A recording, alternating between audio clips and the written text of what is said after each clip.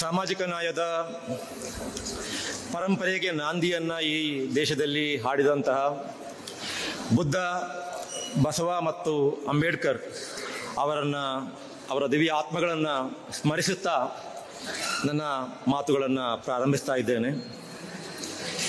ಇವತ್ತು ಈ ವೇದಿಕೆಯಲ್ಲಿ ಎರಡು ಸಮಾರಂಭಗಳು ಒಟ್ಟೊಟ್ಟಿಗೆ ನಡೀತಾ ಇದ್ದಾವೆ. ಒಂದು ದಿವಂಗತ ಮುಖ್ಯಮಂತ್ರಿ ಡಿ ದೇವರಾಜ ಅರಸು ಅವರ ಜನ್ಮದಿನಾಚರಣೆ, ಮತ್ತೊಂದು ಕರ್ನಾಟಕದ ಎರಡನೆಯ ಸೋಷಲ್ ಆ್ಯಂಡ್ ಎಜುಕೇಷನಲ್ ಸರ್ವೆ, ಸಾಮಾಜಿಕ ಮತ್ತು ಶೈಕ್ಷಣಿಕ ಸಮೀಕ್ಷೆ, ಇದರ ಬಗ್ಗೆ ಚರ್ಚೆ ಮಾಡ್ತಾ ಇದ್ದೇವೆ. ಇವೆರಡೂ ಕೂಡ ಜೊತೆಯಾಗಿ ಆಗ್ತಾ ಇರುವುದು ತುಂಬ ಮಹತ್ವದ ವಿಚಾರ. ಯಾಕೆ ಅಂತಂದರೆ,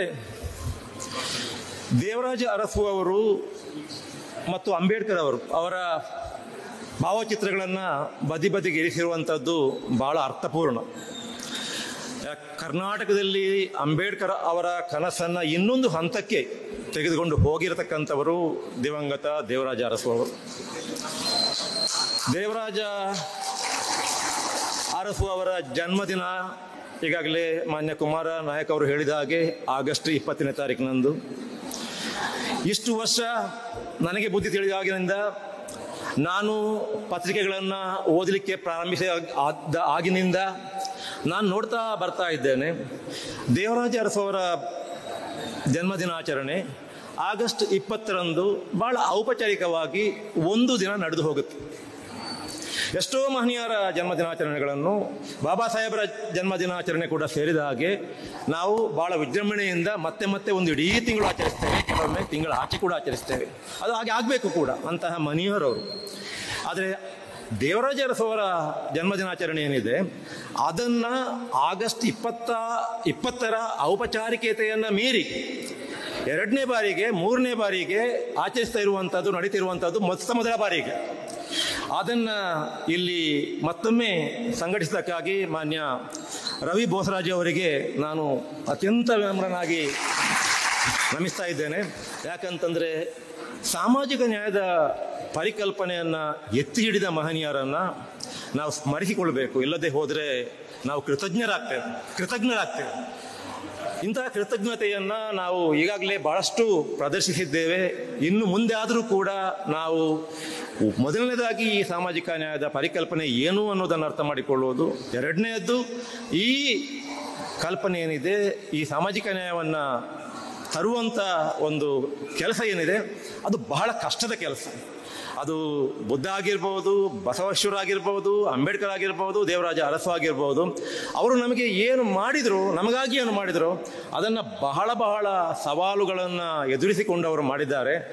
ಅವರು ಅವರ ಕಾಲಕ್ಕೆ ಮಾತ್ರ ಸೀಮಿತವಾಗಿ ಯೋಚಿಸಿರಲಿಲ್ಲ. ಮುಂದಿನ ಶತಮಾನಗಳಷ್ಟು ಕಾಲ ಈ ದಲಿತ, ಹಿಂದುಳಿದ ಸಮುದಾಯಗಳಿಗೆ ಅನುಕೂಲ ಆಗಬೇಕು ಅನ್ನುವ ರೀತಿಯಲ್ಲಿ ಯೋಚಿಸಿ ತಮ್ಮ ವೈಯಕ್ತಿಕ ಬದುಕನ್ನು ತ್ಯಾಗ ಮಾಡಿ, ತಮ್ಮ ವೈಯಕ್ತಿಕ ಹಿತಾಸಕ್ತಿಗಳನ್ನು, ತಮ್ಮ ವೈಯಕ್ತಿಕ ಸುಖವನ್ನು, ವಿವಿಧ ಬಣ್ಣಗಳನ್ನು, ವಿವಿಧ ವರ್ಣಗಳನ್ನು, ವಿವಿಧ ಯೋಚನೆಗಳನ್ನು ಪ್ರತಿನಿಧಿಸತಕ್ಕಂತಹ ಒಂದು ದೇಶ.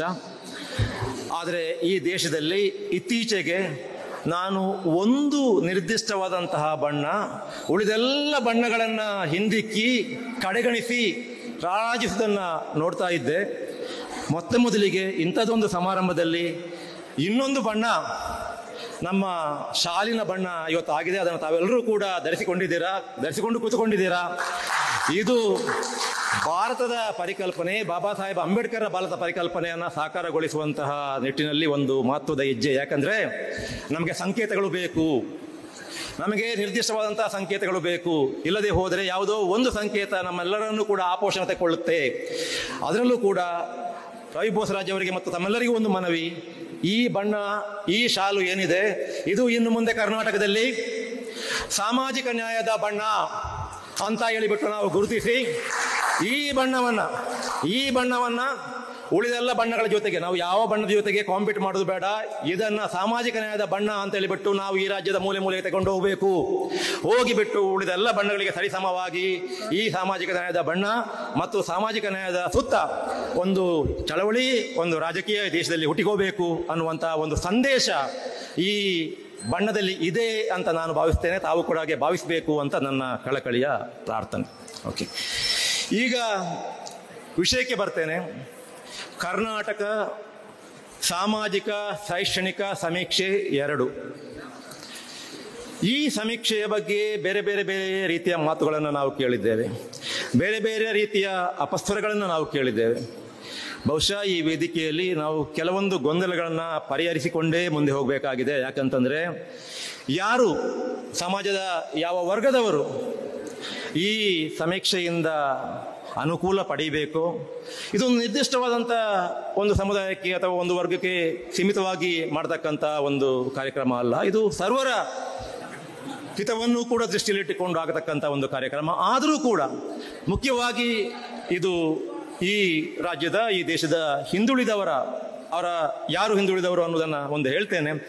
ಅವರ ಹಿತಾಸಕ್ತಿಯನ್ನು, ಅವರ ಹಿಂದುಳಿದಿರಿಕೆಯನ್ನು ಗುರುತಿಸಿ ನಡೆಯತಕ್ಕಂತಹ ಒಂದು ಕಾರ್ಯಕ್ರಮ.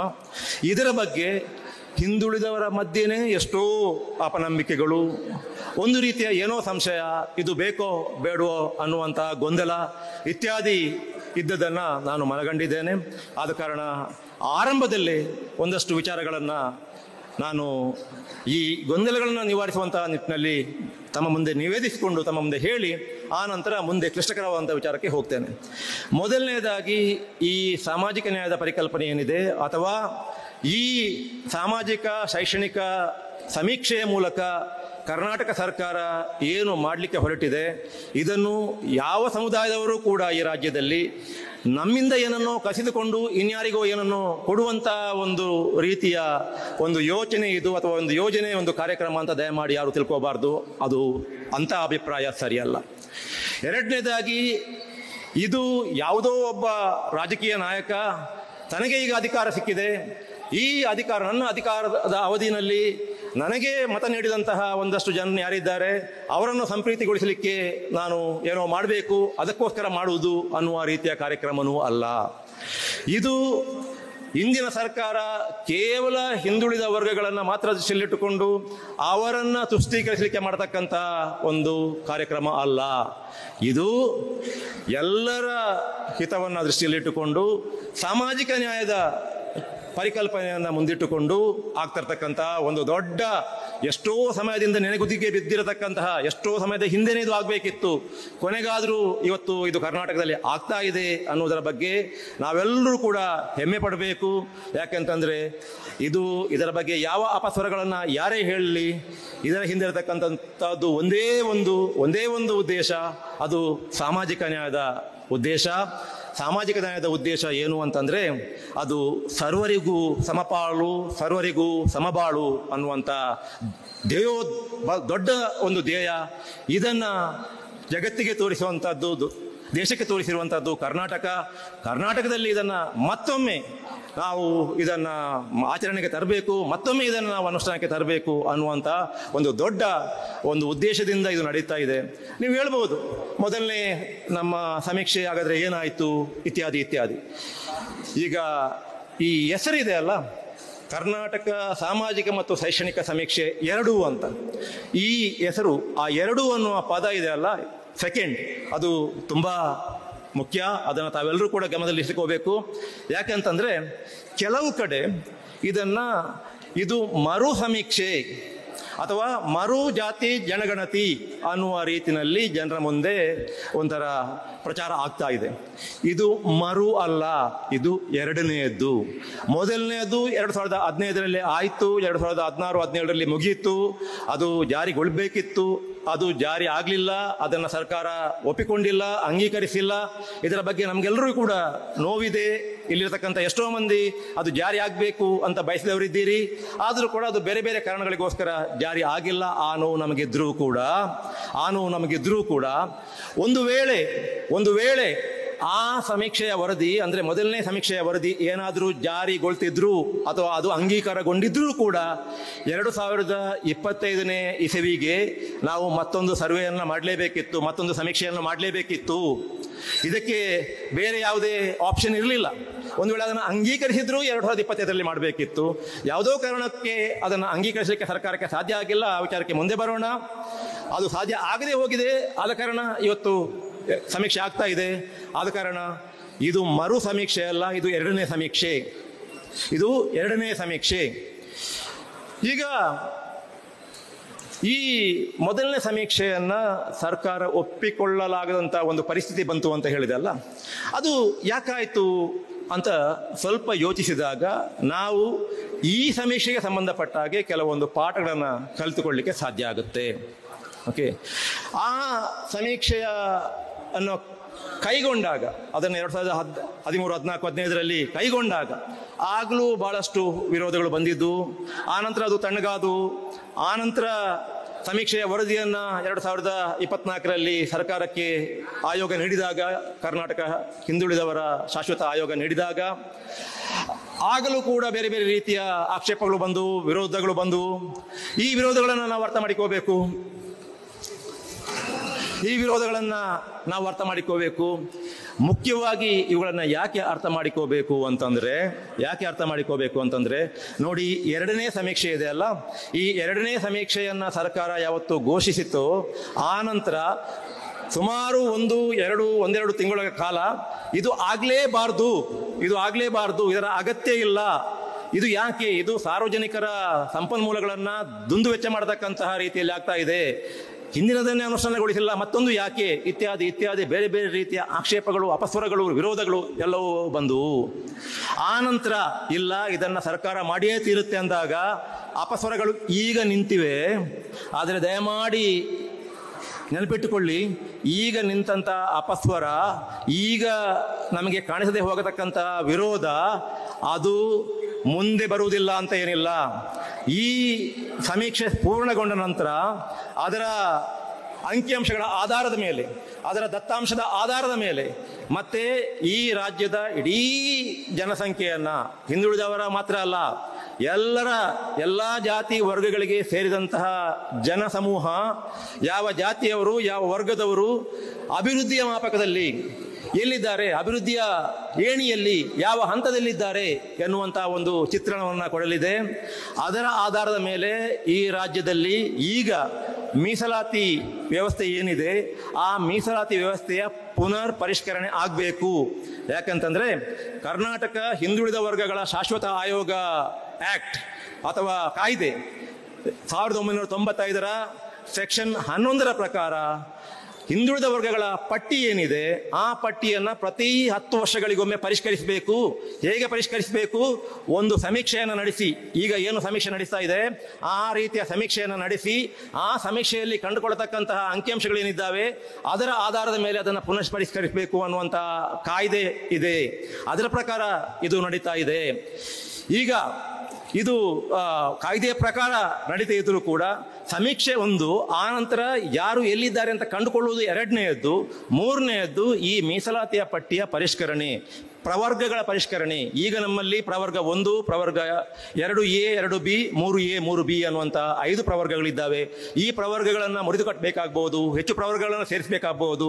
ಆ ಕಡೆ ಇದ್ದವರನ್ನ ಈ ಕಡೆ, ಈ ಕಡೆ ಇದ್ದವರನ್ನ ಆ ಕಡೆ ಮಾಡುವಂತಹ ಒಂದು ಪ್ರಕ್ರಿಯೆ ಕೂಡ ಈ ಅಂಕಿಅಂಶಗಳ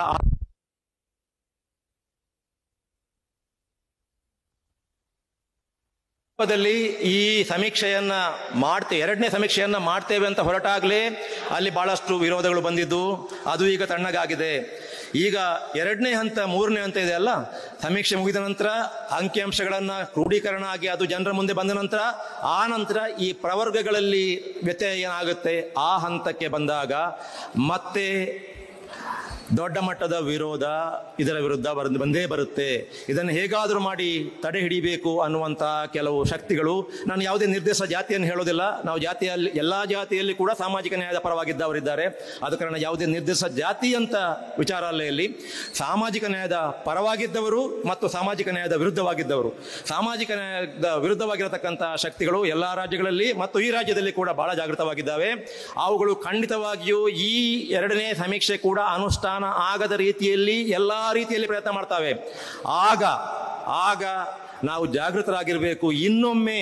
ಇನ್ನೊಮ್ಮೆ ಎರಡನೆಯ ಸಮೀಕ್ಷೆ ಏನಿದೆ ಅದರ ವರದಿಗೆ, ಮೊದಲನೇ ಸಮೀಕ್ಷೆಯ ವರದಿಗೆ ಆದ ಗತಿ ಆಗದಂತೆ ನೋಡಿಕೊಳ್ಳುವಂತಹ ಎಚ್ಚರ ಇವತ್ತು ಸಮಸ್ತ ಹಿಂದುಳಿದ ವರ್ಗಗಳಲ್ಲಿ ಇರಬೇಕು ಎನ್ನುವ ಆ ಎಚ್ಚರವನ್ನು ಮೂಡಿಸಲಿಕ್ಕೆ ರವಿಯವರು ಈ ಕಾರ್ಯಕ್ರಮವನ್ನು ಹಮ್ಮಿಕೊಂಡಿದ್ದಾರೆ ಅಂತ ನಾನಾದರೂ ಭಾವಿಸ್ತೇನೆ. ಆ ಎಚ್ಚರದೊಂದಿಗೆ ತಾವು ಈ ಕಾರ್ಯಕ್ರಮದಿಂದ ನಿರ್ಗಮಿಸಬೇಕು ಅಂತ ತಮ್ಮಲ್ಲಿ ಕೇಳಿಕೊಳ್ತೇನೆ.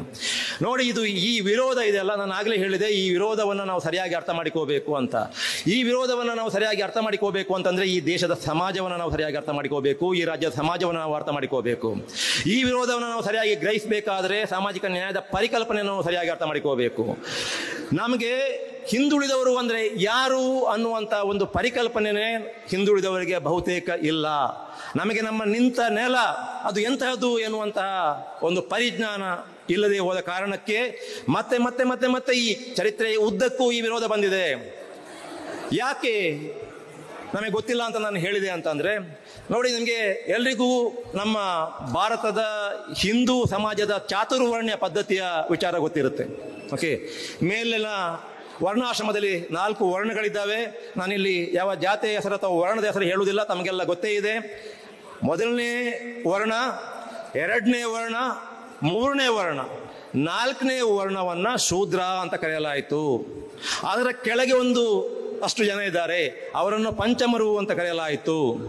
ಒಂದು ಮೇಲಿನ 3 ವರ್ಣಗಳು, 4ನೇದು ಶೂದ್ರರು, ಅದರ ಕೆಳಗೆ ಅಂತ ಭಾವಿಸಲಾಗಿರತಕ್ಕಂತಹ ಪಂಚಮರು. ಆ ಪಂಚಮರನ್ನ ಇವತ್ತು SC STಗಳು ಅಂತ ನಾವು ಕರಿತೇವೆ. ಅವರು ನಮ್ಮ SC ST ಸೋದರರು.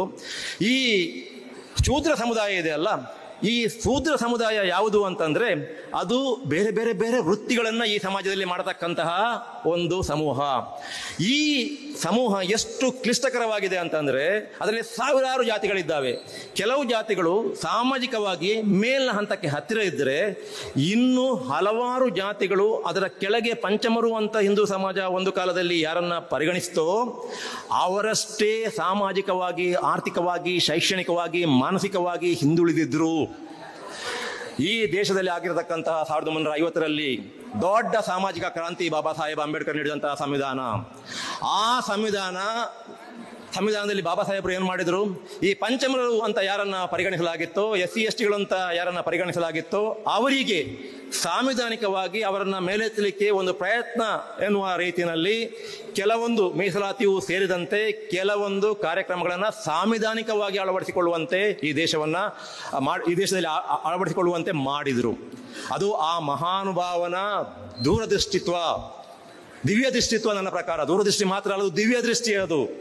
ಆದರೆ ಅದೇ ವೇಳೆಗೆ ಅಂಬೇಡ್ಕರ್ ಅವರಿಗೆ ಇನ್ನೊಂದು ಆಶಯ ಇತ್ತು. ಅದೇನು ಅಂತಂದ್ರೆ, ನಾನು ಹೇಳಿದೆಲ್ಲ, ಈ ವರ್ಣಾಶ್ರಮದ 4ನೇ ಹಂತದಲ್ಲಿರತಕ್ಕಂತಹ ಈ ಶೂದ್ರ ವರ್ಗ ಏನಿದೆ ಮತ್ತು ಆ ಶೂದ್ರ ವರ್ಗದಲ್ಲಿ SC STಗಳಷ್ಟೇ ಹಿಂದುಳಿದಂತಹ ಶೂದ್ರ ವರ್ಗದ ಸಮೂಹಗಳೇನಿದ್ದಾವೆ, ಜಾತಿಗಳೇನಿದ್ದಾವೆ, ಇವರಿಗೂ ಏನಾದರೂ ಒಂದು ವ್ಯವಸ್ಥೆ ಮಾಡಲೇಬೇಕು ಅನ್ನುವಂತಹ ಕನಸು ಅಂಬೇಡ್ಕರ್ಗಿತ್ತು. ಆದರೆ ಅದು ಸಾಧ್ಯ ಆಗಿರಲಿಲ್ಲ. ಸ್ವಾತಂತ್ರ್ಯ ಬಂದ ನಂತರನೂ ಕೂಡ SC ST ಅವರಿಗೆ ಮೀಸಲಾತಿ ಸಿಕ್ತು, ಅದು ಒಳ್ಳೆಯದು, ಸಿಕ್ಕಿತ್ತು. ಬೇರೆ ಬೇರೆ ಕಾರ್ಯಕ್ರಮಗಳ ಅನುಷ್ಠಾನಕ್ಕೆ ಬಂದವು. ಆದರೆ ಈ ಹಿಂದುಳಿದವರು ಅಂತ ಯಾರಿದ್ದಾರೆ ಅವರಿಗೆ ಸಂಬಂಧಪಟ್ಟ ಹಾಗೆ ಯಾವುದೇ ರೀತಿಯ ಸಾಂವಿಧಾನಿಕವಾದಂತಹ ಕಟ್ಟಳೆಗಳು ಇರಲಿಲ್ಲ, ಯಾವುದೇ ಕಾರ್ಯಕ್ರಮಗಳು ಇರಲಿಲ್ಲ. ಮೊದಲಿಗೆ ನಮ್ಮ ಕುಮಾರನಾಯಕ್ ಸಾಹೇಬರು ಮಾತಾಡ್ತಾ ಹೇಳಿದ್ರು, ಕಾಕಾ ಸಾಹೇಬ್ ಕಾಲೇಕರ್ ಕಮಿಷನ್ ಅಂತ. ಇದು ಈ ದೇಶದ ಮೊದಲ ಹಿಂದುಳಿದ ವರ್ಗಗಳ ಆಯೋಗ. 1950ರ ದಶಕದಲ್ಲಿ 58ರಲ್ಲ ಏನೋ ಇದನ್ನ ರಚಿಸಲಾಗುತ್ತೆ. ನೆಹರು ಅವರು ಪ್ರಧಾನಮಂತ್ರಿಗಳಾಗಿರ್ತಾರೆ. ಕಾಕಾ ಸಾಹೇಬ್ ಕಾಲೇಕರ್, ನೋಡಿ ನಾನು ಏನು ಹೇಳ್ತಿದ್ದೇನೆ ಅಂತಂದ್ರೆ, ಈ ವಿರೋಧ ಪ್ರತಿ ಬಾರಿ ಕೂಡ ಹಿಂದುಳಿದ ವರ್ಗದವರಿಗೆ ಏನಾದರೂ ಮಾಡಬೇಕು ಅಂತ ಆದಾಗ ಅದಕ್ಕೆ ಬರತಕ್ಕಂಥ ವಿರೋಧಗಳು ಮತ್ತು ಅಡೆತಡೆಗಳ ಒಂದು ಚಾರಿತ್ರಿಕ ಪಕ್ಷಿ ನೋಟವನ್ನು ತಮ್ಮ ಮುಂದೆ ಇಡ್ತಾ ಇದ್ದೇನೆ. 1958ರಲ್ಲಿ ಕಾಕಾ ಸಾಹೇಬ್ ಕಾಲೇಕರ್ ಅವರ ಮೊದಲ ಏನು ಅಂಬೇಡ್ಕರ್ ಅವರ ಕನಸು ನನಸಾಗದೆ ಉಳಿಯುತ್ತಲ್ಲ, ಅದನ್ನು ನನಸು ಮಾಡಲಿಕ್ಕೆ ಒಂದು ಪ್ರಯತ್ನ. ಓಕೆಪ್ಪ, ಈಗಾದರೂ ಮಾಡೋಣ. ಸಂವಿಧಾನದಲ್ಲಿ ನಾವು ಯಾವುದೋ ಕಾರಣಕ್ಕೆ ಮಾಡಲಿಕ್ಕೆ ಆಗಿಲ್ಲ, ಈಗ ಮಾಡೋಣ, ಈಗ ಅವರಿಗೆ ಏನಾದರೂ ಮಾಡೋಣ. ಅದಕ್ಕೋಸ್ಕರ ಒಂದು ಆಯೋಗವನ್ನು ರಚಿಸ್ತಾರೆ. ಅವರ ಸ್ಥಿತಿಗತಿ ಏನಿದೆ ಅನ್ನೋದನ್ನು ಅರಿತುಕೊಂಡು ಈಗ ಈ ಸಮೀಕ್ಷೆಯಲ್ಲಿ ಏನಾಗುತ್ತೆ ಅದೇ ರೀತಿಯ ಸಮೀಕ್ಷೆಯನ್ನು ದೇಶದಲ್ಲಿ ಇಡೀ ಮಾಡಿ ನಮಗೊಂದು ವರದಿ ಕೊಡಿ ಅಂತ ನೆಹರು ಸರ್ಕಾರ ಕಾಕಾ ಸಾಹೇಬ್ ಕಾಲೇಕರ್ ಅವರನ್ನು ಕೇಳಿಕೊಳ್ಳುತ್ತೆ. ಈ ಆಯೋಗ ಏನಿದೆ ಅದು ವರದಿಯನ್ನು ಕೊಡುತ್ತೆ. ಕೊಟ್ಟಾಗ ನೋಡಿ, ಇದು ಪ್ರಪಂಚದ ಯಾವ ದೇಶದಲ್ಲೂ ಯಾವತ್ತೂ ನಡೆದಂಥ ಒಂದು ವಿಚಾರ ಮತ್ತು ನಮ್ಮ ದೇಶದಲ್ಲೂ ಕೂಡ ಯಾವತ್ತೂ ನಡೆದಂಥ ವಿಚಾರ. ಏನಾಯ್ತು ಅಲ್ಲಿ ಅಂತಂದರೆ, ಕಾಕಾ ಸಾಹೇಬ್ ಕಾಲೇಕರ್ ಅವರು ಇದ್ದಾರಲ್ಲ, ಆಯೋಗದ ಅಧ್ಯಕ್ಷರೇ ಒಂದು ಶರ ಬರೀತಾರೆ. ಏನು ಅಂತಂದರೆ, ನಾನು ವರದಿಯನ್ನು ಸರ್ಕಾರಕ್ಕೆ ಒಪ್ಪಿಸ್ತೇನೆ, ಆದರೆ ಈ ವರದಿಯನ್ನು ನಾನು ಒಪ್ಪಿಕೊಳ್ಳುವುದಿಲ್ಲ. ಓಕೆ, ಈ ವರದಿಯನ್ನು ನಾನು ಒಪ್ಪಿಕೊಳ್ಳುವುದಿಲ್ಲ. ನೋಡಿ, ಹಿಂದುಳಿದ ವರ್ಗಗಳ ದುರಂತ ಕತೆ ಅಲ್ಲಿಂದ ಪ್ರಾರಂಭ ಆಗುತ್ತೆ.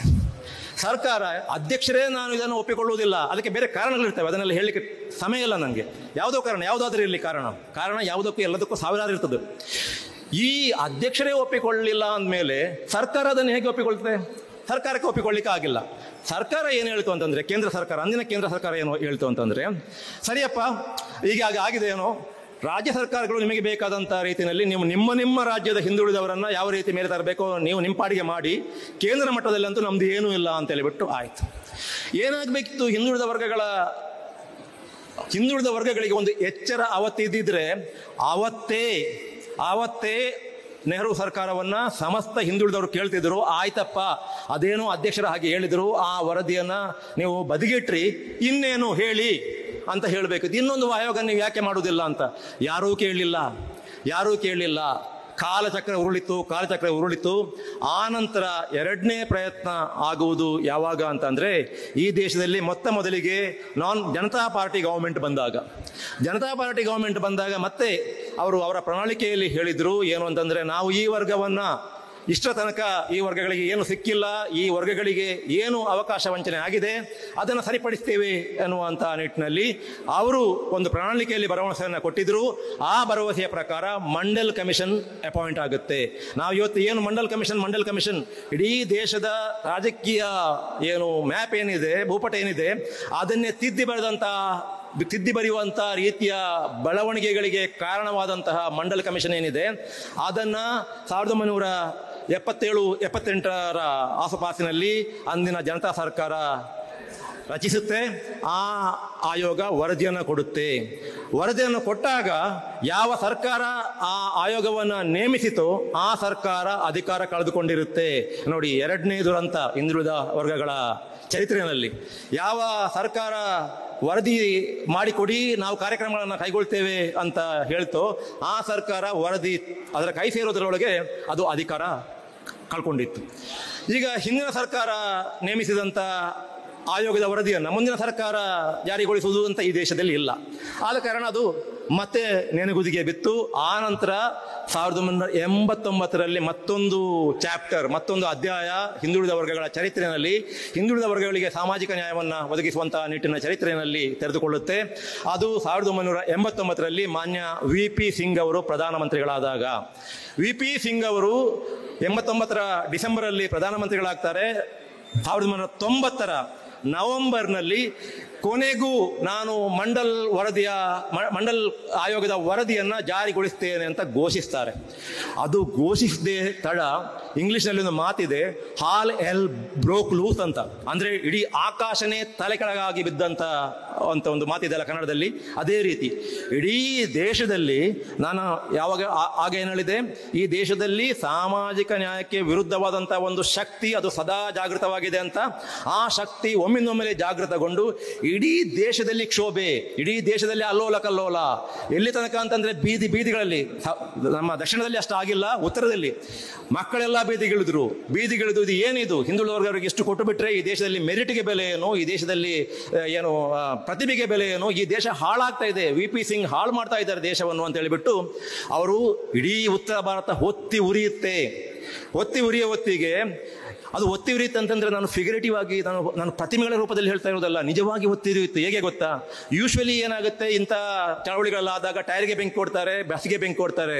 ಆ ಮಕ್ಕಳು ಟೈರ್ಗೆ ಬೆಂಕಿ ಕೊಟ್ಟಿಲ್ಲ, ಬಸ್ಸಿಗೆ ಬೆಂಕಿ ಕೊಟ್ಟಿಲ್ಲ, ಅವರು ತಮಗೆ ತಾವೇ ಪೆಟ್ರೋಲ್ ಸುರಿದುಕೊಂಡು ತಮಗೆ ತಾವೇ ಬೆಂಕಿ ಕೊಡಲಿಕ್ಕೆ ಸ್ಟಾರ್ಟ್ ಮಾಡಿದ್ರು. ಯಾರಾದರೂ ಇದನ್ನು ನೋಡಿಬಿಟ್ಟು ಸುಮ್ಮನೆ ಇರಲಿಕ್ಕೆ ಆಗುತ್ತಾ? ಅಷ್ಟೊತ್ತಿಗೆ ಯಾರೋ ಮಹಾತ್ಮರು ಸುಪ್ರೀಂ ಕೋರ್ಟ್ಗೆ ಹೋಗಿಬಿಟ್ರು.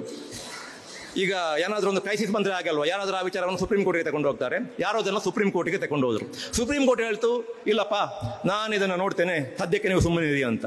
ಸುಪ್ರೀಂ ಕೋರ್ಟಿಗೆ ಯಾವತ್ತು ವಿಚಾರ ದಾಟಿತೋ, ಯಾವತ್ತು ಈ ಮ್ಯಾಟರ್ ಸುಪ್ರೀಂ ಕೋರ್ಟ್ಗೆ ರೆಫರ್ ಆಯಿತು, ಅಲ್ಲಿಗೆ ಈ ಚಳವಳಿಗಳೆಲ್ಲ ನಿಂತುವುದು. ಆ ನಂತರ ವಿ.ಪಿ. ಸಿಂಗ್ ಸರ್ಕಾರ ಕೂಡ ಅಧಿಕಾರ ಕಳೆದುಕೊಂಡಿತು. 1992 ನವೆಂಬರ್, ಮತ್ತೆ ನೋಡಿ ಈ ನವೆಂಬರ್ನ ನಂಟಿದೆ ಅಲ್ಲ, ಇದು ದೊಡ್ಡ ನಂಟು ನಮಗೆ. 1992 ನವೆಂಬರ್ನಲ್ಲಿ ಸುಪ್ರೀಂ ಕೋರ್ಟ್ನ ಕಾನ್ಸ್ಟಿಟ್ಯೂಷನ್ ಬೆಂಚ್, ಸಾಂವಿಧಾನಿಕ ಪೀಠ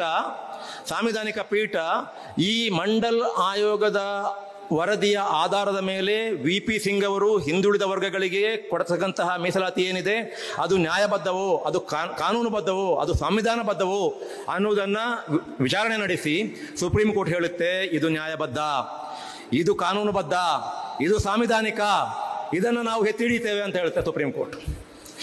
ನೋಡಿ, ಅಲ್ಲಿ ತಾವು ಗಮನಿಸಬೇಕು, ಆ ಸುಪ್ರೀಂ ಕೋರ್ಟ್ನ ಬೆಂಚಿನಲ್ಲಿ, ಸುಪ್ರೀಂ ಕೋರ್ಟ್ನ ಕಾನ್ಸ್ಟಿಟ್ಯೂಷನ್ ಬೆಂಚಲ್ಲಿ ಯಾರೊಬ್ಬರು ಹಿಂದುಳಿದ ವರ್ಗಗಳ ಜಡ್ಜಿ ಇರಲಿಲ್ಲ, ಯಾರೊಬ್ಬರು SC ಜಡ್ಜಿ ಇರಲಿಲ್ಲ. ಒಬ್ಬರು ಕ್ರಿಶ್ಚಿಯನ್ ಇರ್ತಾರೆ, ಉಳಿದವೆಲ್ಲರೂ ಕೂಡ ನಾವು ಯಾರನ್ನ ಮೇಲ್ವರ್ಗದವರು ಅಂತ ಕರಿತೇವೆ ಅವರಿದ್ದಿದ್ದು. ಅವರು ಅಷ್ಟೋ ಮಂದಿ ನ್ಯಾಯಾಧೀಶರು ಅಲ್ಲಿದ್ದವರು, ಅವರು ಮೇಲ್ವರ್ಗದವರು ಆಗಿದ್ದರೂ ಕೂಡ ಅವರಿಗೆ ಅನಿಸಿದೆ, ಇಲ್ಲ ಇದು ಕೊಡತಕ್ಕದ್ದು, ಇದು ಕೊಡಲೇಬೇಕು ಅಂತ. ಹಾಗೆ ಜಾರಿಗೆ ಬಂದದ್ದು ನಮಗೆ ಕೇಂದ್ರ ಸರ್ಕಾರದ ಮಟ್ಟದಲ್ಲಿ 27% OBC ರಿಸರ್ವೇಷನ್. ಓಕೆ, ಈ 27% ರಿಸರ್ವೇಷನ್ ಬಂದಾಗ ಅಲ್ಲಿ ಇನ್ನೊಂದು ತಡೆನೂ ಇತ್ತು ಅದಕ್ಕೆ. ಏನು ಅಂದರೆ 27% ಅನ್ನೋದಿದೆ ಅಲ್ಲ, ಇದು ಒಂಥರ ಭೀಮನ ಹೊಟ್ಟೆಗೆ ಅರೆಕಾಸಿನ ಮಜ್ಜಿಗೆ ಅಂತ ಹೇಳ್ತೇವಲ್ಲ ನಾವು, ಹಾಗೆ. ಯಾಕೆ ಅಂತಂದರೆ ಇಡೀ ದೇಶದಲ್ಲಿ ನಮ್ಮ ಈ OBCಗಳು 4ನೇ ವರ್ಣ ಇದೆ ಅಲ್ಲ, ಅವರು ಎಷ್ಟಿದ್ದಾರೆ ಅಂತಂದರೆ ಹೆಚ್ಚು ಕಡಿಮೆ 50% ಇದ್ದಾರೆ. 50% ಇದ್ದವರಿಗೆ ಎಷ್ಟು ಪ್ರಾತಿನಿಧ್ಯ? 27%. ಅದನ್ನು ಸುಪ್ರೀಂ ಕೋರ್ಟ್ ಹೇಳುತ್ತೆ, ಇಲ್ಲಿ ನಾವು ಏನು ಮಾಡುವಂಗಿಲ್ಲ. ಯಾಕೆ ಅಂತಂದರೆ ಈ ಹಿಂದೆ ಇದೇ ಸುಪ್ರೀಂ ಕೋರ್ಟ್ ಬಾಲಾಜಿ ಪ್ರಕರಣ ಅಂತ, ಅದು ಕರ್ನಾಟಕಕ್ಕೆ ಸಂಬಂಧಪಟ್ಟದ್ದು, ಮುಂದೆ ಹೇಳ್ತೇನೆ. ಬಾಲಾಜಿ ಪ್ರಕರಣದಲ್ಲಿ ಒಂದು ನಿಯಮ ಹಾಕಿಕೊಂಡಿದೆ, ಒಂದು ರಿಸ್ಟ್ರಿಕ್ಷನ್ ಹಾಕೊಂಡಿದೆ. ಏನು ರಿಸ್ಟ್ರಿಕ್ಷನ್ ಅಂತ ಹೇಳಿದ್ರೆ, ಮೀಸಲಾತಿಯ ಒಟ್ಟು ಪ್ರಮಾಣ ಏನಿದೆ ಅದು 50 ದಾಟಬಾರದು ಅಂತ.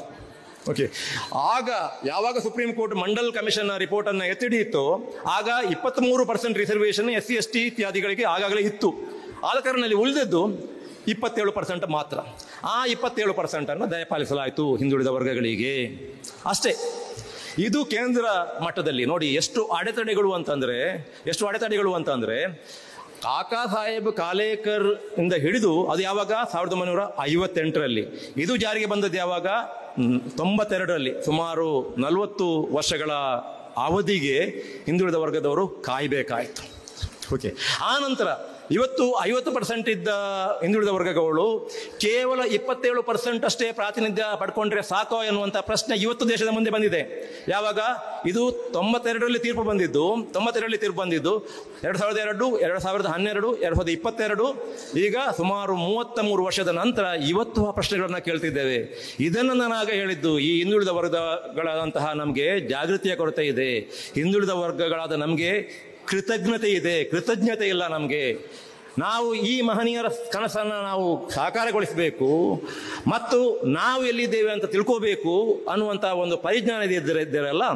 ಯಾವತ್ತು ಕಾಕಾ ಸಾಹೇಬ್ ಕಾಲೇಕರ್ ಅವರ ರಿಪೋರ್ಟ್ ರಿಜೆಕ್ಟ್ ಆಯಿತು ಅವತ್ತೇ ನಾವು ಕೇಳಬೇಕಿತ್ತು, ಇನ್ನೊಂದು ಆಯೋಗವನ್ನು ರಚಿಸಿ ಅಂತ ಕೇಳಬೇಕಿತ್ತು. ಯಾವತ್ತು ಮಂಡಲ್ ಕಮಿಷನ್ ವಿಚಾರದಲ್ಲಿ ಅಂಥ ದೊಡ್ಡ ಕ್ಷೋಭೆ ಉಂಟಾಯಿತು, ಇನ್ನೊಂದು ನೆನಪಿಟ್ಟುಕೊಳ್ಳಿ, ಮಂಡಲ್ ಕಮಿಷನ್ ರಿಪೋರ್ಟ್ನ ವಿರುದ್ಧ, ವರದಿಯ ವಿರುದ್ಧ, ಅಥವಾ ಮಂಡಲ್ ಕಮಿಷನ್ ವರದಿಯನ್ನು ವಿ.ಪಿ. ಸಿಂಗ್ ಅವರು ಜಾರಿಗೊಳಿಸ್ತೇನೆ ಅಂತ ಹೊರಟಾಗ ಈ ದೇಶ ಹೊತ್ತಿ ಉರಿತು ಅಂತ ಹೇಳಿದೆ ಅಲ್ಲ, ಅದರಲ್ಲಿ ಭಾಗವಹಿಸಿದಂಥ ಅಥವಾ ಆ ಒತ್ತಿ ಹುರಿಯುವಿಕೆಗೆ ಅಥವಾ ಆ ಪ್ರತಿಭಟನೆಯನ್ನು ಮಾಡಿದವರು ಯಾರು ಗೊತ್ತಾ? ಮೇಲ್ಜಾತಿಯವರಿಗಿಂತ ಹೆಚ್ಚಾಗಿ ನಮ್ಮದೇ ಹಿಂದುಳಿದ ವರ್ಗಗಳ ವಿದ್ಯಾರ್ಥಿಗಳು, ನಮ್ಮ ಹಿಂದುಳಿದ ವರ್ಗಗಳ ಯುವಕರು ಯುವತಿಯರು. ಅವರಿಗೆ ಅನುಕೂಲ ಆಗುವುದನ್ನು ಒಂದು ಸರ್ಕಾರ ಮಾಡಿದರೆ ಇದು ನಮಗೆ ಅನುಕೂಲ ಆಗುವಂಥದ್ದು, ಇದು ಸಾಮಾಜಿಕ ನ್ಯಾಯದ ಪರ ಅನ್ನುವಂಥ ಒಂದು ಸಣ್ಣ ಪರಿಜ್ಞಾನ ಕೂಡ ಈ ಸಮುದಾಯಕ್ಕೆ ಇಲ್ಲ ಅಂತ ಅಂದರೆ ನಾವು ಎಲ್ಲಿದ್ದೇವೆ ಅಂತ ನಾವು ಅರ್ಥ ಮಾಡಿಕೋಬೇಕು. ನಾವೆಲ್ಲಿದ್ದೇವೆ ಅಂತ ಅರ್ಥ ಮಾಡಿಕೋಬೇಕು. ಮತ್ತು ಇವತ್ತಿಗೂ ನಾನು ಹೇಳ್ತಿದ್ದೇನೆ, ಇವತ್ತಿಗೂ ಕೂಡ ಈಗ ಮತ್ತೆ ಅದೇ ಪ್ರಶ್ನೆ ಬಂದಿದೆ, ಈ ಸಮೀಕ್ಷೆ ಬೇಕಾ ಬೇಡವಾ ಅಂತ ಅಂದಾಗ, ಮೊನ್ನೆ ಆರಂಭದ ಹಂತದಲ್ಲಿ ಇದನ್ನು ವಿರೋಧಿಸಿದವರು ಯಾರಿದ್ದಾರೆ, ಆ ವಿರೋಧಿಸಿದವರಲ್ಲಿ ಬಹುಪಾಲು ನಮ್ಮ ಸಮುದಾಯಗಳ, ಹಿಂದುಳಿದ ಸಮುದಾಯಗಳ ಯುವಕ ಯುವತಿಯರು. ಇದು ಬೇಸರದ ವಿಷಯ. ಇದು ಸಮಸ್ಯೆ. ಈ ಸಮಸ್ಯೆಯನ್ನು ನಾವು ಎದುರಿಸದೆ, ಈ ಸಮಸ್ಯೆಗೆ ನಾವು ಒಂದು ಪರಿಹಾರವನ್ನು ಕಂಡುಕೊಳ್ಳಲಿಕ್ಕೆ ಸಾಧ್ಯ ಆಗದೆ ಹೋದರೆ, ನಾವು ಆ ವರ್ಗದವರು ನಮಗೆ ವಿರೋಧಿಸ್ತಾರೆ, ಈ ವರ್ಗದವರು ನಮ್ಮನ್ನು ವಿರೋಧಿಸ್ತಾರೆ ಅನ್ನೋದರಲ್ಲಿ ಯಾವುದೇ ಅರ್ಥ ಇಲ್ಲ. ಈ ಪರಿಜ್ಞಾನ, ಈ ಕಾನ್ಷಿಯಸ್ನೆಸ್, ಈ ಅವೇರ್ನೆಸ್ ಇದು ನಮ್ಮಲ್ಲಿ ಉಂಟಾಗಬೇಕು. ಇದನ್ನು ನಾವು ಪಡೆದೇ ತೀರಬೇಕು ಅನ್ನುವ ನಿಟ್ಟಿನಲ್ಲಿ ಇಂಥ ಸಮಾರಂಭಗಳನ್ನು ಆಯೋಜಿಸಲಾಗಿದೆ. ಮತ್ತು ಇಂಥ ಸಮಾರಂಭಗಳಿಗೆ ಬಂದಂಥ ತಾವುಗಳು ಈ ಪರಿಜ್ಞಾನದೊಂದಿಗೆ ಹೋಗಬೇಕು. ಮತ್ತು ಈ ಅಂಶಗಳೇನಿದ್ದಾವೆ ಇದನ್ನು ನಾವು ಅಥವಾ ನಾವೆಲ್ಲರೂ ಕೂಡ ನಮ್ಮ ಮುಂದಿನ ತಲೆಮಾರಿಗೆ, ನಮ್ಮ ಪರಿಸರದಲ್ಲಿರುವವರಿಗೆ ದಾಟಿಸಬೇಕು ಅಂತ ಕೇಳಿಕೊಳ್ತೇನೆ. ಈಗ 2ನೇ ಸಮೀಕ್ಷೆ ಇನ್ನೇನು ಪ್ರಾರಂಭ ಆಗಲಿಕ್ಕಿದೆ. ಇನ್ನು 1-2 ವಾರಗಳಲ್ಲಿ ಅಥವಾ ಇನ್ನೊಂದು ಮುಂದಿನ 4-5 ವಾರಗಳಲ್ಲಿ ನಿಮ್ಮ ಮನೆಗೆ ಸಮೀಕ್ಷಾದಾರರು ಬರ್ತಾರೆ, ಮಾಹಿತಿಯನ್ನು ಸಂಗ್ರಹಿಸ್ತಾರೆ. ಆ ಮಾಹಿತಿಯನ್ನು ಆಯೋಗದವರು ಕಲೆ ಹಾಕಿಬಿಟ್ಟು ಇನ್ನೊಂದು ವರದಿಯನ್ನು ರಚಿಸ್ತಾರೆ. ಮುಂದೆ ಏನು ಅನ್ನುವಂಥ ಪ್ರಶ್ನೆ ನಮ್ಮಲ್ಲಿದೆ. ಇಲ್ಲಿ ಕೂಡ ನಾನಾಗ ಹೇಳಿದಲ್ಲ, ಮೊದಲನೇ ವರದಿಗೆ ಬಂದಂತಹ ವಿರೋಧಗಳ ಹಿನ್ನೆಲೆಯಲ್ಲಿ ನಾವು ಕಲಿತುಕೊಳ್ಬೇಕಾದಂಥ ಪಾಠಗಳು ಭಾಳಷ್ಟು ಇದ್ದೇವೆ ಅಂತ. ಏನು ಅಂತ ಇನ್ನಷ್ಟು ಪಾಠಗಳು ಅಂತ ಕೇಳಿದರೆ, ನೋಡಿ, ಮೊದಲನೇ ವರದಿಯ ಅಂಕಿಅಂಶಗಳು ಅಥವಾ ಅದರ ದತ್ತಾಂಶಗಳು, ಅವುಗಳನ್ನು ಸರ್ಕಾರ ಅಧಿಕೃತವಾಗಿ ಬಿಡುಗಡೆ ಮಾಡಿಲ್ಲ. ಆದರೆ ಅನಧಿಕೃತವಾಗಿ ಸೋರಿಕೆ ಆದಂತಹ ಅಂಕಿಅಂಶಗಳ ಆಧಾರದಲ್ಲೇ ಬೇರೆ ರೀತಿಯ ಚರ್ಚೆಗಳು ಹುಟ್ಟಿಕೊಂಡಿವು. ಅದರಲ್ಲಿ ಮುಖ್ಯವಾಗಿ 1ನೇದ್ದು, ಕೆಲವು ಸಮುದಾಯಗಳು ನಮ್ಮ ಸಂಖ್ಯೆ ನಾವು ಎಣಿಸಿದಷ್ಟು ಇಲ್ಲ, ತುಂಬ ಕಡಿಮೆ ಆಗಿಬಿಟ್ಟಿದೆ ಅನ್ನುವಂಥ ಆತಂಕವನ್ನು ವ್ಯಕ್ತಪಡಿಸಿದ್ದು. 2ನೇದ್ದು, ನಮ್ಮ ಹಿಂದುಳಿದ ವರ್ಗಗಳಲ್ಲಿ ಬೇರೆ ಜಾತಿಗಳಿದ್ದಾವಲ್ಲ, ಆ ಬೇರೆ ಜಾತಿಗಳೇ ತಮ್ಮೊಳಗೆ ಪರಸ್ಪರ ಒಂದು ಅಪನಂಬಿಕೆಯನ್ನು, ಯಾವುದೋ ಒಂದು ಜಾತಿಯವರು ಎಲ್ಲವನ್ನೂ ಕಸಿದುಕೊಳ್ತಾ ಇರುವ ರೀತಿಯಲ್ಲಿ ಬೆಳವಣಿಗೆಗಳಾಗ್ತಾ ಇದ್ದೇವೆ ಅನ್ನುವಂಥ ಆತಂಕವನ್ನು ವ್ಯಕ್ತಪಡಿಸಿದ್ದು. ಮತ್ತೆ ಸಾಮಾಜಿಕ ನ್ಯಾಯ ವಿರೋಧಿ ಶಕ್ತಿಗಳು ನಮ್ಮ ಸಂಖ್ಯೆ ಸರಿಯಿಲ್ಲ, ಅದಕ್ಕೋಸ್ಕರ ಇದನ್ನು ನೀವು ತಿರಸ್ಕರಿಸಿ ಅಂತ ಸರ್ಕಾರದ ಮೇಲೆ ಒತ್ತಡ ತಂದಾಗ, ನಾವು ಹಿಂದುಳಿದವರು ಏನು ಮಾಡಬೇಕು, ವರ್ಗದವರು ಏನು ಮಾಡಬೇಕಿತ್ತು, ಅವರು ಯಾವ ಒತ್ತಡವನ್ನು ತರಲಿ, ನೀವು ಇದನ್ನು ಜಾರಿಗೊಳಿಸಿ, ನಾವು ನಿಮ್ಮ ಜೊತೆ ಬಂಡೆ ಹಾಗೆ ನಿಲ್ತೇವೆ ಅಂತ ಹೇಳಬೇಕಿತ್ತು. ನನಗೆ ಹಾಗೆ ಹೇಳಿದ್ದು ಎಲ್ಲೂ ಕೇಳಿಸಿಲ್ಲ. ಅಲ್ಲಿ ಇಲ್ಲಿ ಕೆಲವು ನಾಯಕರು ಪ್ರೆಸ್ ಕಾನ್ಫರೆನ್ಸ್ ಮಾಡಿಬಿಟ್ಟು ತಮ್ಮ ಬೆಂಬಲವನ್ನು ವ್ಯಕ್ತಪಡಿಸೋದು ಬಿಟ್ಟರೆ, ಒಂದು ಸಮೂಹವಾಗಿ, ಒಂದು ಶಕ್ತಿಯಾಗಿ, ಒಂದು ರಾಜಕೀಯ ಶಕ್ತಿಯಾಗಿ ಅಂತ ಒಂದು ಇಚ್ಛಾಶಕ್ತಿ ಹಿಂದುಳಿದ ಸಮುದಾಯದಿಂದ ಬರಲಿಲ್ಲ ಅನ್ನುವಂಥದ್ದು ಮುಖ್ಯ. ಏನೇ ಇರಲಿ, ಸಂಖ್ಯೆ ವಿಚಾರಕ್ಕೆ ಬಂದರೆ ನೋಡಿ, ಸಾಮಾಜಿಕ ನ್ಯಾಯ ಅಂತ ಅಂದರೆ ಬರೀ ಸಂಖ್ಯೆ ವಿಚಾರ ಮಾತ್ರ ಅಲ್ಲ, ಅದನ್ನು ನೆನ್ಪಿಟ್ಕೋಬೇಕು ನಾವು. ನಿಮ್ಮ ಸಮುದಾಯದ ಅಂಕಿಅಂಶಗಳಲ್ಲಿ ಸ್ವಲ್ಪ ವ್ಯತ್ಯಾಸ ಕಂಡು ಬಂದರೂ ಕೂಡ, ನೀವು ನಿರೀಕ್ಷಿಸಿದಷ್ಟು ಅದು ಇಲ್ಲದಿದ್ದರೂ ಕೂಡ, ನಮಗಿಲ್ಲಿರತಕ್ಕಂಥ ಮುಖ್ಯ ಪ್ರಶ್ನೆ ಏನು ಅಂತಂದರೆ, ನಾವು ಏನನ್ನು ಊಹಿಸಿಕೊಂಡಿರ್ತೇವೆ, ಆದರೆ ನಿಜವಾಗಿಯೂ ಪರಿಸ್ಥಿತಿ ಆಗಿದೆಯೋ ಇಲ್ವೋ ಅನ್ನುವಂಥದ್ದನ್ನು ಆಯೋಗ ಹೇಳುತ್ತೆ. ಅದನ್ನು ಒಂದು ಹಂತಕ್ಕೆ ನಾವು ನಂಬಬೇಕಾಗುತ್ತೆ. ಯಾಕಂದರೆ ಭಾಳ ಪರಿಶುದ್ಧವಾಗಿ, ಪರಿಪೂರ್ಣವಾಗಿ ಒಂದು ವರದಿಯನ್ನು ತಯಾರಿಸುವುದು ಮತ್ತು ಅಂಕಿಅಂಶಗಳನ್ನು ಮುಂದಿಡುವುದು ಇದು ದೇವರಿಂದಲೂ ಸಾಧ್ಯ ಇಲ್ಲ. ಈ ದೇಶದಲ್ಲಿ ಅಷ್ಟು ಕ್ಲಿಷ್ಟಕರವಾಗಿದೆ ಈ ದೇಶದ ಸಮಾಜ. ಆದ ಕಾರಣ ಸಂಖ್ಯೆಯ ಬಗ್ಗೆ ತಲೆ ಕೆಡಿಸಿಕೊಳ್ಳದೆ, ನಾವು ಎಷ್ಟು ಹಿಂದುಳಿದಿದ್ದೇವೆ ಎನ್ನುವ, ನಮಗೆ ಏನು ಸಿಕ್ಕಿಲ್ಲ, ಈ 78 ವರ್ಷಗಳ ಈ ಭಾರತದ ಅಭಿವೃದ್ಧಿಯ ಹಾದಿನಲ್ಲಿ ಯಾವ ಜಾತಿಗಳಿಗೆ ಎಷ್ಟು ಸಿಕ್ಕಿದೆ, ಎಷ್ಟು ಸಿಕ್ಕಿಲ್ಲದೆ ಹೋದರೆ ಅದಕ್ಕೆ ಕಾರಣಗಳೇನು, ಇದರ ಬಗ್ಗೆ ನಮ್ಮ ಯೋಚನೆ ಇರಬೇಕು ಹೊರತು ಈ 2ನೇ ವರದಿ ಬಂದಾಗ ಸಂಖ್ಯೆಯ ವಿಚಾರದಲ್ಲಿ ಸಿಕ್ಕಾಪಟ್ಟೆ ತಲೆ ಕೆಡಿಸಿಕೊಳ್ಳುವುದನ್ನು ದಯಮಾಡಿ ಯಾರು ಮಾಡಬಾರದು ಅಂತ ನನಗೆ ಅನಿಸುತ್ತೆ. ಮತ್ತೆ ನಮಗೆ ಹೆಚ್ಚಿನ ಸಂಖ್ಯೆಯಲ್ಲಿ ನಾವಿದ್ದೇವೆ, ಆದ ಕಾರಣ ನಾವೆಲ್ಲವನ್ನ ಕಬಳಿಸಿಕೊಂಡು ಹೋಗ್ತೇವೆ ಅಂತಂದರೆ ಅದಕ್ಕೆ ಅರ್ಥ ಇಲ್ಲ. ಯಾಕೆ ಅಂತಂದರೆ ನೋಡಿ, ಇಷ್ಟು ತನಕ ಒಂದು ಸರ್ಕಾರಿ ವ್ಯವಸ್ಥೆಯಲ್ಲಿ ಯಾವುದೇ ರೀತಿಯ ಪ್ರಾತಿನಿಧ್ಯನೇ ಇಲ್ಲ ಅಂತ ಒಂದು ಸಮುದಾಯಕ್ಕೆ ಸಿಕ್ಕೇ ಇಲ್ಲ ಅಂತ ಅಂದಾಗ, ನಿಮ್ಮದು 2% ಇದೆ, ಈಗ ಸದ್ಯಕ್ಕೆ ನಿಮಗೆ 2% ಕೊಡ್ತೇವೆ ಅಂದರೆ ಆಗೋದಿಲ್ಲ. ಅವರಿಗೆ ಒಂದು ಸ್ಪೆಷಲ್ ಡ್ರೈವ್ ಮಾಡಿ, ಅವರ ಸಂಖ್ಯೆ ಎಷ್ಟಾದರೂ ಇರಲಿ, ಅವರಿಗೊಂದು ಸ್ಪೆಷಲ್ ಡ್ರೈವ್ ಮಾಡಿ, ವಿಶೇಷವಾದಂಥ ಒಂದು ಕಾರ್ಯಕ್ರಮವನ್ನು ಹಮ್ಮಿಕೊಂಡು ಅವರನ್ನು ನಾವು ಮುನ್ನೆಲೆಗೆ ತರುವಂಥ ರೀತಿಯಲ್ಲಿ ಕೆಲಸ ಆಗಬೇಕು. ಓಕೆ, ಇದು ಆದ ಕಾರಣ ಸಂಖ್ಯೆಯ ವಿಚಾರ ಮಾತ್ರ ಅಲ್ಲ ಇಲ್ಲಿರುವುದು ಹಿಂದುಳಿದಿರುವಿಕೆಯ ವಿಚಾರ. ನಾವು ಆರ್ಥಿಕವಾಗಿ, ಶೈಕ್ಷಣಿಕವಾಗಿ, ಸಾಮಾಜಿಕವಾಗಿ ಎಲ್ಲಿದ್ದೇವೆ ಅನ್ನುವುದನ್ನು ತಿಳ್ಕೊಳ್ಳುವಂಥದ್ದು ಒಂದು. ಎರಡನೆಯದ್ದು, ಈ ಹಿಂದುಳಿದ ವರ್ಗಗಳ ನಡುವೆನೇ ಒಂದು ಅಪನಂಬಿಕೆ ಏನು ಉಂಟಾಯಿತು ಏನು ಅಂತ ಅಂದರೆ, ಯಾವುದೋ ಒಂದು ಜಾತಿಯವರು ಎಲ್ಲವನ್ನ ತಗೊಂಡಿದ್ದಾರೆ, ಉಳಿದ ದಮನಿತ ಶೋಷಿತ ಸಮುದಾಯಗಳು ಏನಿದ್ದಾವೆ ಹಿಂದುಳಿದ ವರ್ಗಗಳ ನಡುವೆ ಅವರಿಗೆ ಸಿಗಬೇಕಾದ್ದು ಸಿಕ್ಕಿಲ್ಲ ಅಂತ. ನೋಡಿ, ಎಲ್ಲ ನೋವುಗಳಲ್ಲೂ ಒಂದು ಅರ್ಥ ಇದೆ. ನಾವು ನೋವನ್ನ ತುಂಬ ಹೊತ್ತು ನಟಿಸಲಿಕ್ಕೆ ಆಗೋದಿಲ್ಲ. ಯಾರಾದರೂ ಒಂದು ನೋವನ್ನು ವ್ಯಕ್ತಪಡಿಸಿದರೆ ಆ ನೋವಿನ ಹಿನ್ನೆಲೆ ಏನು ಅಂತ ನಾವು ಸ್ವಲ್ಪ ಅರ್ಥ ಮಾಡಿಕೋಬೇಕು. ಅದು ಮುಂದುವರಿದ ವರ್ಗಗಳು ಅವರ ಅಸಹಾಯಕತೆಯನ್ನು, ಅವರ ನೋವನ್ನು ಅವರು ವ್ಯಕ್ತಪಡಿಸುವಾಗ ಅದನ್ನು ಅರ್ಥ ಮಾಡಿಕೋಬೇಕು. ಅದೇ ರೀತಿಯಲ್ಲಿ ಹಿಂದುಳಿದ ಸಮುದಾಯದಲ್ಲಿ ವಿವಿಧ ಜಾತಿಗಳು ನಮಗೆ ಅನ್ಯಾಯ ಆಗಿದೆ ಅಂತ ಹೇಳುವತ್ತಿಗೆ, ಅನ್ಯಾಯದ ಮಾತೇನಿದೆ, ಅನ್ಯಾಯ ಆಗಿದೆ ನನಗೆ ಅಂತ ಯಾರಾದರೂ ಹೇಳುವಾಗ, ಶೋಷಿತರು ಹೇಳುವತ್ತಿಗೆ ಅದಕ್ಕೆ ಕಿವಿಗೊಟ್ಟು ಕೇಳಬೇಕು. ಹಾಗೆ ಕೇಳಿದಾಗ ನಮಗೆ ಅನಿಸುತ್ತೆ ಏನು ಅಂತಂದರೆ, ಕೆಲವು ಹಿಂದುಳಿದ ಸಮುದಾಯಕ್ಕೆ ಸೇರಿದಂಥ ಕೆಲವು ಜಾತಿಗಳು ನಮಗೆ ಅನ್ಯಾಯ ಆಗಿದೆ, ನಮಗೆ ಸಿಗಬೇಕಾದಷ್ಟು ಸಿಗ್ತಾ ಇಲ್ಲ, ಈ ರೀತಿ ಮುಂದುವರಿದರೂ ಕೂಡ ನಮಗೆ ಅನ್ಯಾಯ ಆಗುವಂಥ ಸಾಧ್ಯತೆ ಇದೆ. ಹಿಂದುಳಿದ ವರ್ಗಗಳ ಒಳಗಿರತಕ್ಕಂಥ ಕೆಲವು ಜಾತಿಗಳು ವಿಶೇಷವಾದ ಸವಲತ್ತುಗಳನ್ನು ಪಡ್ಕೊಳ್ತವೆ, ಹೆಚ್ಚು ಸವಲತ್ತುಗಳನ್ನು ಪಡ್ಕೊಳ್ತವೆ, ಹಿಂದುಳಿದವರಾಗಿ ಉಳಿತಾರೆ ಅನ್ನುವಂಥ ಒಂದು ಕೂಗು ಏನಿದೆ, ಅದರಲ್ಲಿ ಅರ್ಥ ಇಲ್ಲ ಅಂತ ಹೇಳುವಾಗೆಲ್ಲ ಅದರಲ್ಲಿ ಅರ್ಥ ಇದೆ, ಅದನ್ನು ಒಪ್ಪಿಕೋಬೇಕು ನಾವು, ಅದರಲ್ಲಿ ಅರ್ಥ ಇದೆ. ಆದರೆ ಆ ನೋವನ್ನು, ಆ ವಿರೋಧವನ್ನು, ಆ ಅಸಹಾಯಕತೆಯನ್ನು ಈ ಹಂತದಲ್ಲಿ ತಂದು ಈ ಎರಡನೇ ಸಮೀಕ್ಷೆಯ ವರದಿ ಏನಿದೆ ಅದು ಸರಿಯಾಗಿ ಆಗದ ರೀತಿಯಲ್ಲಿ ನೋಡ್ಕೋಬಾರ್ದು. ಅಂದರೆ ಅದು ಸರಿಯಾಗಿ ಆಗದ್ದಕ್ಕೆ ಈ ನಮ್ಮ ನೋವು ಕಾರಣ ಆಗಬಾರ್ದು. ಅದರ ಅರ್ಥ ಏನು ಅಂತಂದರೆ, ಆ ನೋವುಗಳು ಏನೇ ಇರಲಿ, ನಾವು ಈ ಹಂತದಲ್ಲಿ ಈ ಎರಡನೇ ಶೈಕ್ಷಣಿಕ ಸಾಮಾಜಿಕ ಸಮೀಕ್ಷೆ ನಡೀತಾ ಇದೆ ಅದರ ಬೆನ್ನಿಗೆ ಗಟ್ಟಿಯಾಗಿ ನಿಂತು ಅದು ಸರಿಯಾಗಿ ಅನುಷ್ಠಾನ ಆಗುವ ರೀತಿಯಲ್ಲಿ ನೋಡಿಕೊಂಡು ಅದರ ಅಂಕಿಅಂಶಗಳು ಬಂದ ನಂತರ ಯಾರಿಗೆ ಏನು ಸಿಕ್ಕಿದೆ, ಯಾರಿಗೆ ಏನು ಸಿಕ್ಕಿಲ್ಲ ಅನ್ನುವಂಥ ವಸ್ತುಸ್ಥಿತಿಯನ್ನು ಅರ್ಥ ಮಾಡಿಕೊಂಡು ಆ ನಂತರ ನಮ್ಮ ಮಧ್ಯೆ ಏನಾದರೂ ಭಿನ್ನಾಭಿಪ್ರಾಯಗಳಿದ್ದರೆ ಅಥವಾ ಕೊಡುಕೊಳ್ಳುವುದು ಆಗುವುದಿದ್ದರೆ ಅದನ್ನು ಆ ಹಂತದಲ್ಲಿ ಅಲ್ಲಿಗೆ ಹೋಗೋಣ ಹೊರತು ಈ ಹಂತದಲ್ಲಿ ಅದನ್ನೆಲ್ಲವನ್ನು ಮುನ್ನೆಲೆಗೆ ತಂದು ಈ ಎರಡನೇ ಸಮೀಕ್ಷೆ ಕೂಡ ಸರಿಯಾಗಿ ಆಗದ ರೀತಿಯಲ್ಲಿ ಆದರೆ ಅದರಿಂದ ಅನನುಕೂಲ ಆಗುವುದು ನಮಗೆ ಹೊರತು ಬೇರೆ ಯಾರಿಗೂ ಅಲ್ಲ ಅನ್ನುವಂಥದ್ದನ್ನು ಎಲ್ಲ ನಮ್ಮ ಹಿಂದುಳಿದ ವರ್ಗಗಳ ನಾಯಕರು ಮತ್ತು ಎಲ್ಲ ಪ್ರತಿಯೊಬ್ಬ ಸದಸ್ಯರು ಕೂಡ ತಿಳಿದುಕೊಳ್ಳುವ ಅಗತ್ಯ ಇದು ಅಂತ ನನಗೆ ಕಾಣಿಸುತ್ತೆ. ಕೊನೆಯ ಒಂದೇ ಒಂದು ವಿಚಾರ, ಇದು ಮುಖ್ಯವಾದ ವಿಚಾರ, ಇದನ್ನು ಹೇಳಿ ನನ್ನ ಮಾತುಗಳನ್ನು ಮುಗಿಸ್ತೇನೆ. ಅದು ಏನು ಅಂತಂದರೆ, ನಾನಿದನ್ನು ಆಗಲೇ ಹೇಳಿದೆ ನೋಡಿ, ಮತ್ತೆ ಮತ್ತೆ ಮತ್ತೆ ಒಂದು ಪ್ರಶ್ನೆ ಬರುತ್ತೆ. ಒಂದನೇ ವರದಿಯನ್ನೇ ಅನುಷ್ಠಾನ ಮಾಡಲಿಕ್ಕೆ ಸಾಧ್ಯ ಆಗದವರಿಗೆ ಎರಡನೇ ವರದಿಯನ್ನು ಅನುಷ್ಠಾನ ಮಾಡಲಿಕ್ಕೆ ಸಾಧ್ಯ ಆಗುತ್ತೆ ಅನ್ನುವಂಥ ಗ್ಯಾರಂಟಿ ಏನಿದೆ ಅಂತ ಈ ಪ್ರಶ್ನೆ ಮತ್ತೆ ಮತ್ತೆ ಎಲ್ಲರೂ ಕೇಳ್ತಾ ಇದ್ದಾರೆ. ಓಕೆ, ನಾನು ನಿಮಗೆ ಇನ್ನೊಂದು ರೀತಿಯಲ್ಲಿ ಈ ಪ್ರಶ್ನೆ ಕೇಳ್ತೇನೆ ನೋಡಿ. ಒಂದನೇ ವರದಿಯನ್ನು ಶತಾಯಗತಾಯ ಎಲ್ಲಿಯಾದರೂ ಒಂದು ಸರ್ಕಾರ, ಈ ಸರ್ಕಾರ ಅಥವಾ ಬೇರೆ ಯಾವುದೇ ರಾಜ್ಯದಲ್ಲಿ ಯಾವುದೇ ಸರ್ಕಾರ ದೊಡ್ಡ ಮಟ್ಟದ ವಿರೋಧವನ್ನು ಎದುರಿಸಿ ಅನುಷ್ಠಾನಗೊಳಿಸಿದ್ದೇ ಆಗಿದ್ದರೆ, ಅದರಿಂದಾಗಿ ಸರ್ಕಾರ ಸ್ವಲ್ಪ ಮಟ್ಟಿಗೆ ಅಸ್ಥಿರಗೊಂಡಿದ್ದರೆ, ಆ ಅಸ್ಥಿರತೆಯ ಕಾಲದಲ್ಲಿ ಅಸ್ಥಿರತೆಯನ್ನು ಯಾರು ಉಂಟು ಮಾಡ್ತಾರೋ ಅವರು ಭಾಳ ಸಂಘಟಿತವಾಗಿ ಅಸ್ಥಿರತೆಯನ್ನು ಉಂಟು ಮಾಡಿಕೊಳ್ತಿದ್ರು. ಆದರೆ ಆ ಅಸ್ಥಿರತೆಯನ್ನು ಎದುರಿಸಿ ಮತ್ತೆ ಸರ್ಕಾರಕ್ಕೆ ಸ್ಥಿರತೆಯನ್ನು ಯಾರು ತಂದು ಕೊಡಬೇಕಿತ್ತೋ, ಅಂದರೆ ಈ ಹಿಂದುಳಿದ ಸಮುದಾಯಗಳು ಅಥವಾ ಈ ವರದಿಯಿಂದ ಯಾರು ಲಾಭ ಪಡ್ಕೊಳ್ಳಿಕ್ಕೆ ಸಾಧ್ಯ ಆಗ್ತಿತ್ತೋ, ಯಾರಿಗೆ ಅನುಕೂಲ ಆಗ್ತಿತ್ತೋ, ಯಾರಿಗೆ ನ್ಯಾಯ ಸಿಗ್ತಿತ್ತೋ ಆ ಸಮಾಜದವರು ಅಂತ ಅಸ್ಥಿರತೆಯ ಸಂದರ್ಭದಲ್ಲಿ ಮುಖ್ಯಮಂತ್ರಿಗಳ ಹಿಂದೆ ಅಥವಾ ಈ ಸರ್ಕಾರದ ಹಿಂದೆ ಗಟ್ಟಿಯಾಗಿ ನಿಲ್ತಿದ್ರು ಅಂತ ಕೇಳಿದರೆ ನನಗಂತೂ ಆ ಭರವಸೆ ಇಲ್ಲ, ನನಗಂತೂ ಆ ಭರವಸೆ ಇರಲಿಲ್ಲ.